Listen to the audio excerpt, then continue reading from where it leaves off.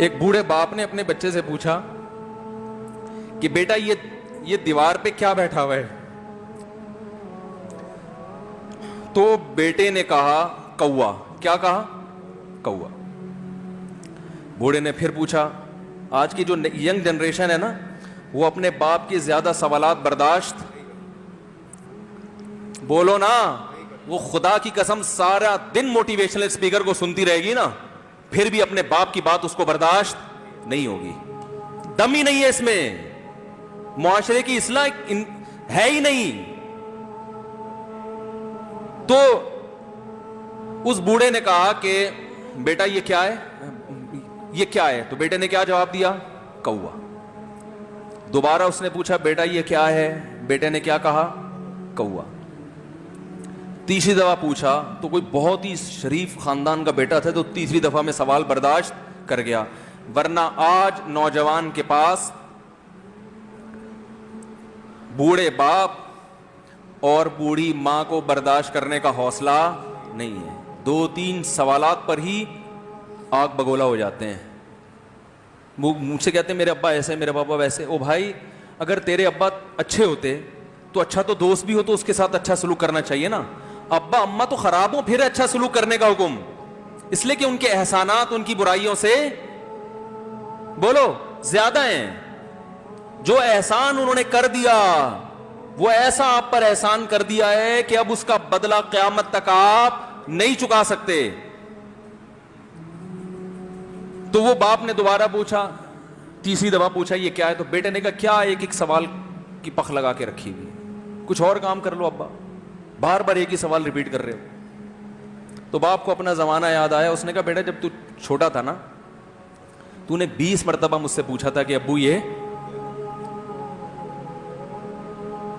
20 مرتبہ پوچھا تھا, اور میں ایک دفعہ بھی میں نے جھنجھلا کے جواب بولو نہیں دیا تھا. تو چونکہ بچہ بھول جاتا ہے کہ میری ماں نے میرے لیے کیا کیا, اور خود ماں بھی بھول جاتی ہے, حقیقت تو یہ ہے, باپ بھی بھول جاتا ہے کہ میں نے اپنی اولاد کے لیے کیا کیا.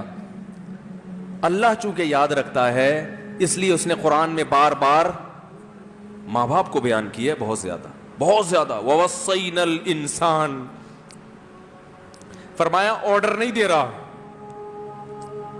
حکم نہیں دے رہا, وصیت کر رہا ہوں.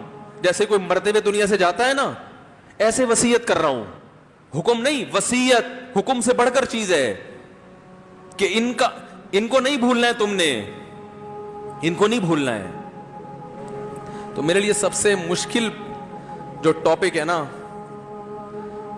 وہ والدین کے حقوق پہ بات ہے, کیونکہ جذبات بولنے نہیں دیتے. ساتھ دماغ کو اپنا ہٹاتا ہوں میں.